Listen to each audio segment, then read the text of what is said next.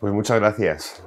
Es cierto que cuando me llamó don José María Calderón, al que todos conocemos y queremos, yo dije, no sé muy bien qué voy a contar, pero gracias por contar conmigo. Sobre todo porque a don José María yo no sé decirle que no. Cada vez que me pide algo, allí estoy. Y él no lo sabe, pero yo tengo muchas cosas por las que dar gracias a Dios por su ministerio. Y de hecho se las doy. Y luego ya pues que se calle y lo disfrute. Pero cuando planteaba un poquito esto, ahora me preguntaba, ¿vienes sin papeles? Y digo, sí, vengo sin papeles, tranquilamente, porque quisiera sobre todo compartir parte de una experiencia personal. Y como experiencia personal, pues a lo mejor no tiene un gran valor teológico y reflexivo, pero es lo que yo he vivido. Y cuando pienso en la misión, yo arranco directamente. Quizá el primer recuerdo misionero que yo tengo en mi cabeza y en mi corazón es cuando yo estaba en catequesis para la primera comunión en mi parroquia de Pozuelo del Arcón, aquí cerquita, en la que había una catequista hipermayor, o por lo menos a mí, con 8 años, me parecía que era una catequista hipermayor. No debía serlo tanto porque sigue viva, pero a mí me parecía hipermayor. Y recuerdo aquella catequesis perfectamente en la que se celebraban los 150 años de la infancia misionera. Y era con un lema que era 150. Me acuerdo 30 años después, bueno, más de 30 años después, sí, 30 años. Y me acuerdo perfectamente de aquellas huchas de cartulina que coloreábamos, montábamos, y yo colocaba, por indicación de mi madre, que es santa, cerca de la nevera de casa. Y mi madre me recordaba, si es para las misiones, hijo, cada vez que tengas ganas de soltar la nevera, echa una monedita aquí. No sé qué me dolía más, si la monedita o no poder abrir la nevera para comer algo. Pero es cierto que, aunque fuese una simple hucha y un simple colorear, es el primer recuerdo que tengo y que quizá marcó parte de mi experiencia y mi recorrido espiritual y cristiano.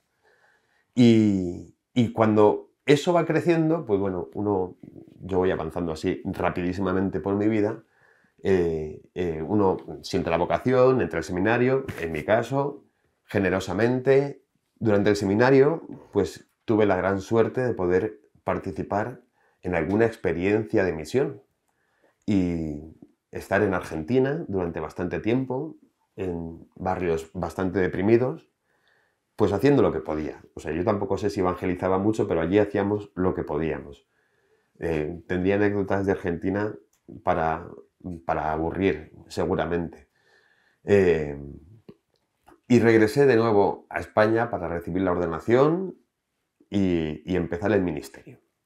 Un ministerio que desde el principio, desde que era diácono, ha estado muy relacionado con la pastoral con jóvenes, porque en aquel momento la Diócesis de Madrid y toda España se estaba preparando para nuestra Jornada Mundial de la Juventud del año 2011. Y en aquel momento me pidieron que entrase ya en la pastoral con jóvenes, no como director, sino como colaborador, y luego he ido pasando por distintos momentos. Y todo esto siempre compaginado con una parroquia. Entonces, cuando yo tengo este recuerdo, tengo esta experiencia y salgo al ministerio, me empiezo a dar cuenta de, quizá podríamos resumirlo en 3 cosas.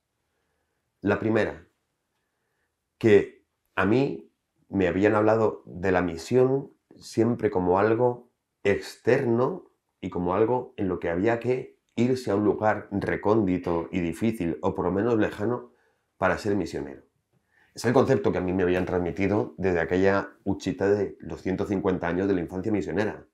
La misión como una cosa a realizar en países lejanos, una cosa a realizar allá donde hay pobreza, y una cosa para la cual uno siente una llamada y se lanza. Por lo tanto, misionero es otro al que yo tengo que cuidar, cosa que es sana, o sea, no lo voy a criticar, pero era como el primer hito que yo tuve que reflexionar. La misión como algo externo o yo puedo participar de esto.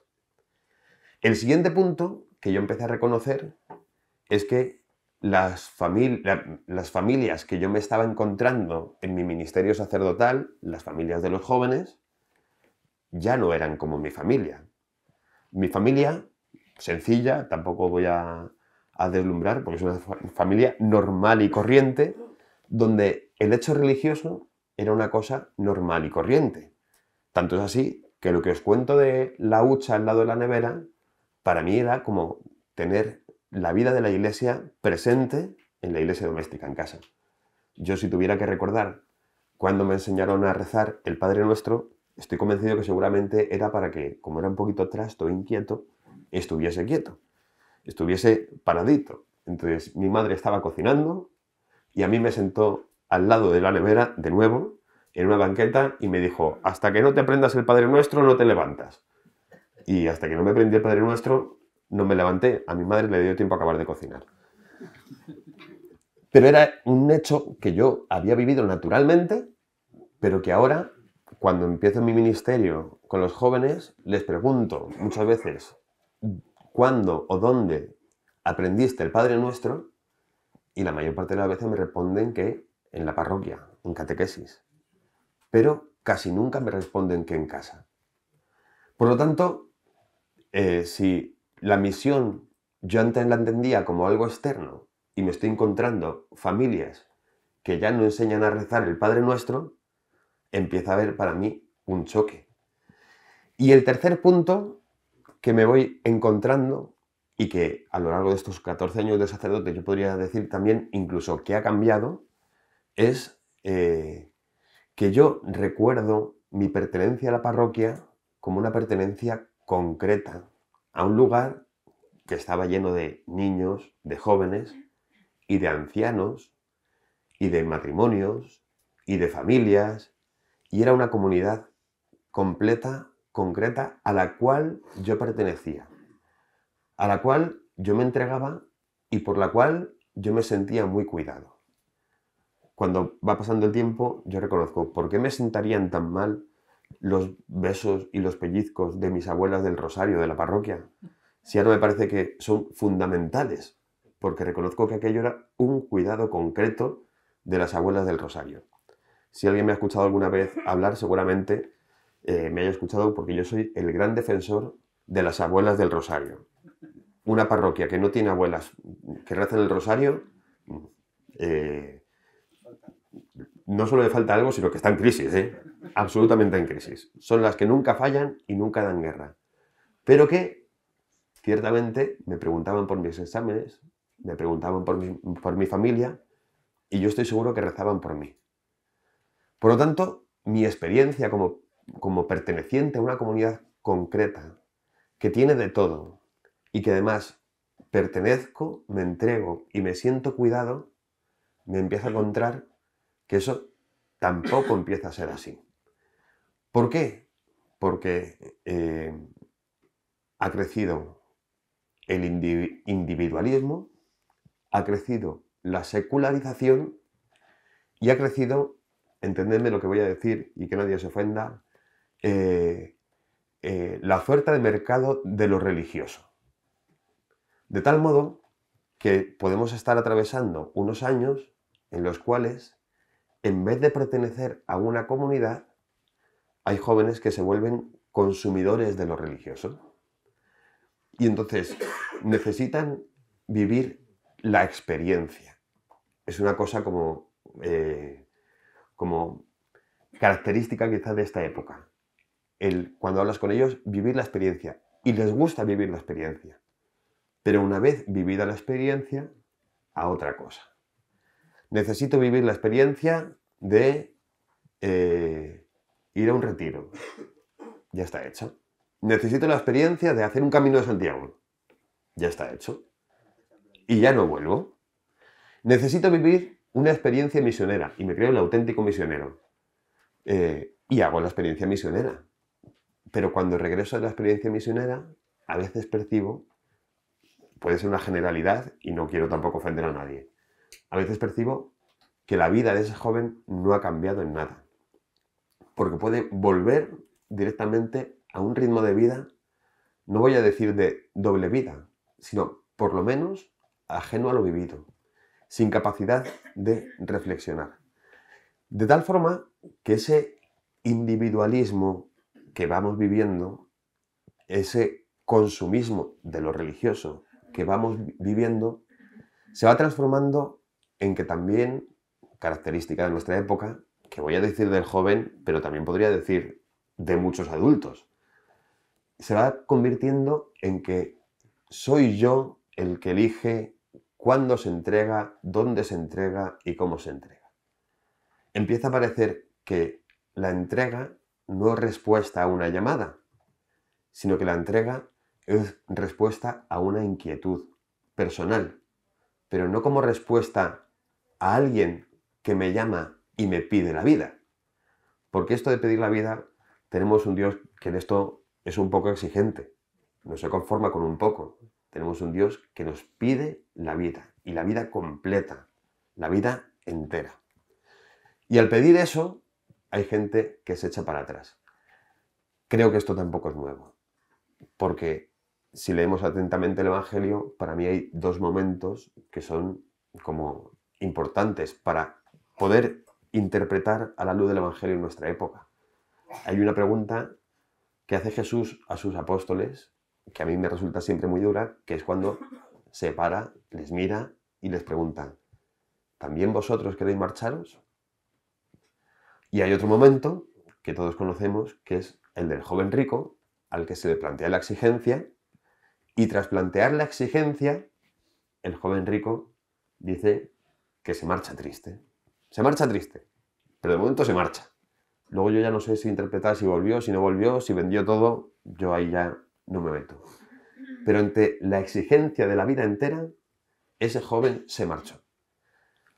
Por lo tanto, cuando yo voy contando estas características negativas, aunque podría contar otras positivas, pero me quería centrar en estas que pueden ser un poco negativas o que como poco son diferentes a las que yo viví cuando era niño y cuando empezaba a escuchar esto de la misión. Cuando hago estas referencias al Evangelio, las hago para comprender que tampoco estamos ante retos especialmente distintos a los que se han vivido en otras épocas. Los podemos vivir con otra intensidad, con otra forma. Pero creo que si rezamos seriamente con el Evangelio y pasamos largos ratos con mi Señor, podemos entender que ahí tenemos luz para ver lo que está pasando. Y cuando ya hago este diagnóstico, a mí me ha ayudado muchísimo, y creo que es un documento que todavía está por explorar, primero, todo el proceso que celebramos en la Iglesia Universal de preparación para el sínodo de los jóvenes, la fe y el discernimiento vocacional. Aquel sínodo tuvo un proceso largo, participativo en todas las diócesis y llegó a celebrarse. Y dio a luz un documento que es Christus Vivit, que bueno, a veces en lo religioso... ¿Esto queda grabado? Sí, bueno, no pasa nada. No, me vais a entender perfectamente, que a veces hago exageraciones, pero no son por críticas, sino por exagerar nada más. Ese documento, como inmediatamente después se convocó el sínodo de la sinodalidad, pues de repente ya también eclesialmente pasamos a otra cosa. A veces ahora mismo hablar del sínodo de los jóvenes, la fe y el discernimiento vocacional es como hablar del siglo pasado prácticamente, porque ahora ya todo es sinodal. Si no hacemos algo sinodal, entramos en crisis. Y podemos poner el apellido sinodal, hacer lo que queramos. Una merienda sinodal, una misión sinodal, una evangelización sinodal, y entonces ya estamos a la moda. No estoy criticando lo sinodal. Me parece que si el Papa no lleva por ahí, está fenomenal. Sino muchas veces en la actitud de necesito estar a la moda eclesial. ¿Cuál es la palabra de moda? Si antes fue la juventud, ahora nos toca lo sinodal. Pues mirad, este documento me parece que es un tesoro. Y siendo un tesoro para hablar de los jóvenes, tiene ciertos números, quizá más desconocidos, que a mí, enseguida preparando esto, me acordé de los números, si no recuerdo mal, 75 y 76 de Christus Vivit. Y os leo. No seamos una iglesia que no llora frente a estos dramas de sus hijos jóvenes. Nunca nos acostumbremos, porque quien no sabe llorar no es madre. Nosotros queremos llorar para que la sociedad también sea más madre, para que en vez de matar aprenda a parir, para que sea promesa de vida. Lloramos cuando recordamos a los jóvenes que hayan muerto por la miseria y la violencia, y le pedimos a la sociedad que aprenda a ser madre solidaria. Ese dolor no se va, camina con nosotros, porque la realidad no se puede esconder. Lo peor que podemos hacer es aplicar la receta del espíritu mundano, que consiste en anestesiar a los jóvenes con otras noticias, otras distracciones y otras banalidades. Quizás aquellos que llevamos una vida más o menos sin necesidades no sabemos llorar. Ciertas realidades de la vida solamente se ven con los ojos limpios por las lágrimas. Os invito a que cada uno se pregunte, ¿yo aprendí a llorar? Yo aprendí a llorar cuando veo un niño con hambre, un niño drogado en la calle, un niño que no tiene casa, un niño abandonado, un niño abusado, un niño usado por una sociedad como esclavo. O mi llanto es el llanto caprichoso de aquel que llora porque le gustaría tener algo más. Intenta aprender a llorar por los jóvenes que están peor que tú. La misericordia y la compasión también se expresan llorando. Si no te sale, ruega al Señor que te conceda derramar lágrimas por el sufrimiento de otros. Cuando sepas llorar, entonces sí serás capaz de hacer algo de corazón por los demás. He querido leerlo entero porque me parece que son números no tan conocidos de Christus Vivit y que casi nos colocan en la raíz de una pastoral con jóvenes que sea realmente misionera. Esos jóvenes que vienen anestesiados por el mundo, a veces les cuesta dar un paso al frente para la misión, ya sea en países lejanos o en la vida concreta, porque no han aprendido a llorar por lo que le pasa al de al lado.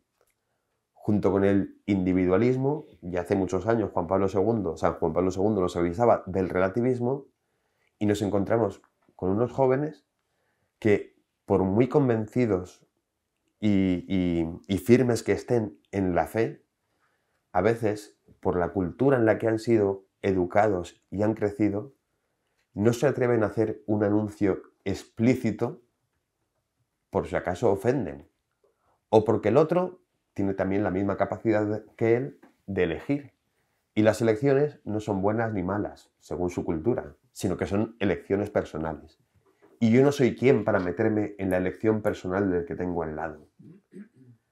Creo que es un dato que necesitamos tener en cuenta para, antes de intentar suscitar una inquietud misionera, invitarles a abrir los ojos a la realidad. Y la realidad que tienen concreta. Esa realidad de sus compañeros de estudios, de su familia, de su trabajo. Esa realidad concreta en la que pueden tener perfectamente al lado a alguien que sufre. Pero que, como somos una sociedad que no muestra el sufrimiento, prefiere ir uno maquillado al estilo de Instagram para que nadie le pregunte. Y si alguna vez alguien se atreve a expresar una angustia o un sufrimiento, muchas veces se encuentra que a los demás les da exactamente igual.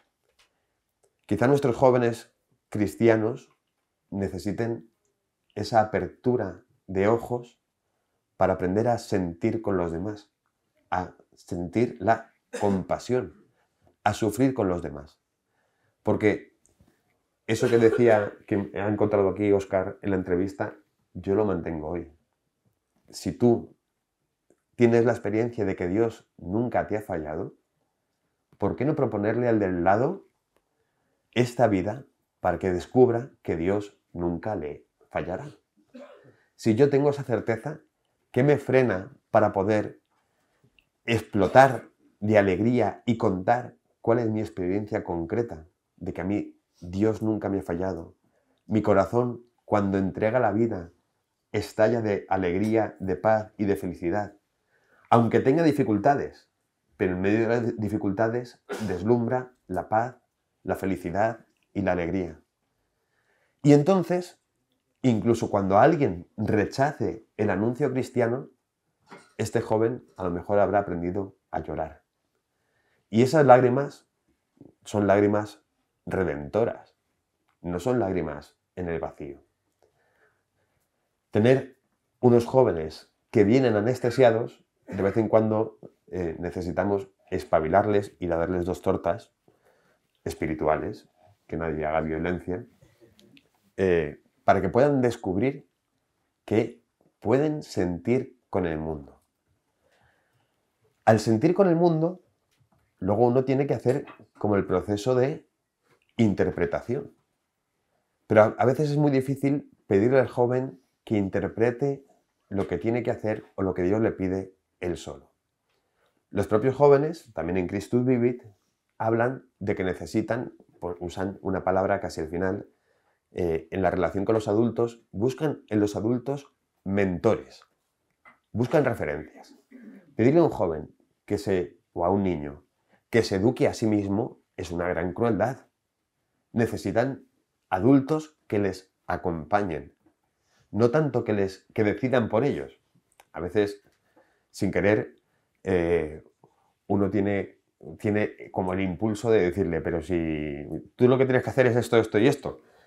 Y lo más bonito es acompañar en este proceso de discernimiento para que pueda descubrir, pero acompañados. Cuando los jóvenes en ese sínodo hablan de los mentores, describen una serie de cualidades que ellos buscan en los adultos que les acompañen. Se quedaron a gusto, ¿eh? No creáis que... Las cualidades de dicho mentor, dicen los jóvenes, incluyen que sea un auténtico cristiano comprometido con la Iglesia y con el mundo, que busque constantemente la santidad, que comprenda sin juzgar, que sepa escuchar activamente las necesidades de los jóvenes y pueda responderles con gentileza, que sea muy bondadoso y consciente de sí mismo, que reconozca sus límites y que conozca la alegría y el sufrimiento que todo camino espiritual conlleva. Una característica especialmente importante en un mentor es el reconocimiento de su propia humanidad, que son seres humanos que cometen errores, personas imperfectas, que se reconocen pecadores perdonados. Algunas veces los mentores son puestos sobre un pedestal y por ello cuando caen provocan un impacto devastador en la capacidad de los jóvenes para involucrarse en la Iglesia.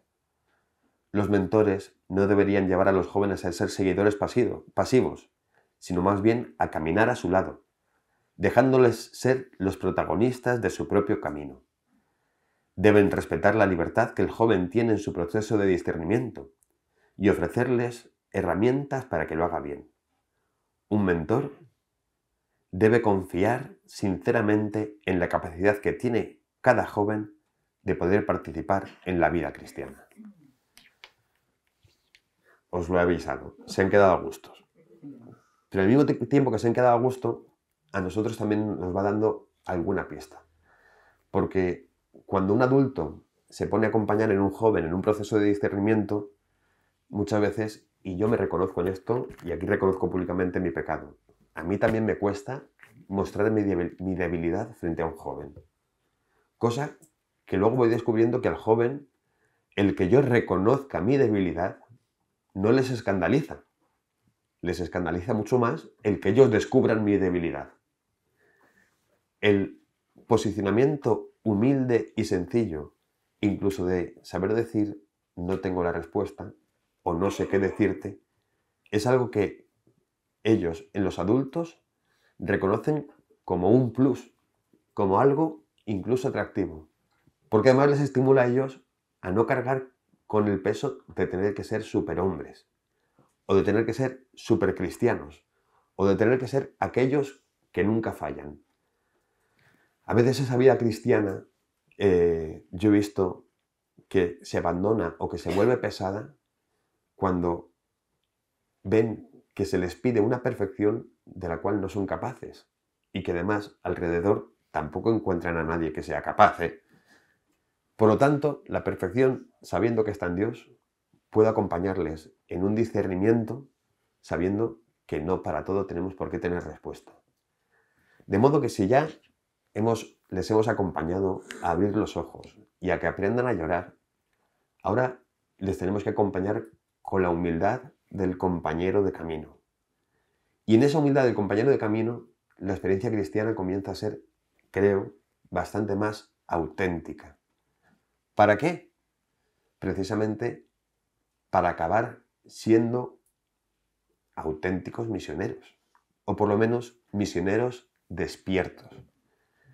¿En qué sentido? En el sentido de que cuando, y vuelvo un poquito a mi infancia, cuando a mí me hablaban de los misioneros y me hablaban de esas experiencias extraordinarias y escuchaba aquellos grandes testimonios de todo lo que habían hecho los misioneros por el mundo, me parecía una cosa absolutamente admirable. Me parecía y me parece una cosa absolutamente admirable. Pero cuidado que lo admirable a veces se vuelve inalcanzable. ¿A qué tengo que esperar yo para ser misionero? ¿O a qué tengo que esperar yo para empujar, y digo empujar, a un joven a ser misionero? ¿A que tenga una vida perfecta, sin errores y sin equivocaciones? ¿A que en toda su vida no quede nada de cizaña y todo sea trigo? ¿A que haya comprendido absolutamente todo y tenga una formación teológica y doctrinal perfecta y sin errores? ¿A que haya hecho, perdón por meterme con OMP, a que haya hecho no sé cuántos cursos de estimulación misionera? Que están bien hechos, no, los apoyo completamente. Pero no se puede considerar el ser misionero como un título. No podemos considerar el ser misionero como un título. Necesitamos considerar el ser misionero como una vocación nacida del bautismo. Una vocación nacida del bautismo. Y si es una vocación nacida del bautismo, la misión no es opcional. Si es una vocación nacida del bautismo, la misión es inherente al ser cristiano. Y si es una vocación nacida del bautismo, los misioneros no son los agentes externos que van enviados a la misión, que a veces se necesita hacer un envío misionero, sino que el misionero es el que siente compasión por el mundo como la sintió Jesús, que estaban como ovejas sin pastor. Y sintiendo compasión por el mundo, llorando por el mundo, decide hacer algo por el mundo. De modo que cuando seguimos leyendo Christus Vivit, escuchamos al Papa Francisco que nos dice, en el punto 239, quiero recordar que no hace falta recorrer un largo camino para que los jóvenes sean misioneros. Aun los más débiles, limitados y heridos pueden serlo a su manera, porque siempre hay que permitir que el bien se comunique, aunque conviva con muchas fragilidades. Un joven que va a una peregrinación a pedirle ayuda a la Virgen e invita a un amigo o compañero para que lo acompañe, con ese simple gesto está realizando una valiosa acción misionera. Junto con la pastoral popular juvenil hay inseparablemente una misión popular, incontrolable, que rompe todos los esquemas eclesiásticos. Acompañémosla, alentémosla, pero no pretendamos regularla demasiado. Si sabemos escuchar lo que nos está diciendo el Espíritu, no podemos ignorar que la pastoral juvenil debe ser siempre una pastoral misionera. Los jóvenes se enriquecen mucho cuando vencen la timidez y se atreven a visitar hogares, y de ese modo toman contacto con la vida de la gente. Aprenden a mirar más allá de su familia y de su grupo. Comienzan a entender la vida de una manera más amplia. Al mismo tiempo, su fe y su sentido de pertenencia a la Iglesia se fortalecen. Las misiones juveniles, que suelen organizarse en las vacaciones luego de un periodo de preparación, pueden provocar una renovación de la experiencia de fe e incluso serios planteamientos vocacionales. De nuevo es el Papa Francisco en Christus Vivit. Como veis, no está esperando a que el joven lo haga todo bien. Uno puede ser misionero, dice, acompañado de muchas fragilidades. Y ese gesto de misión a veces no está organizado y no lo podemos organizar.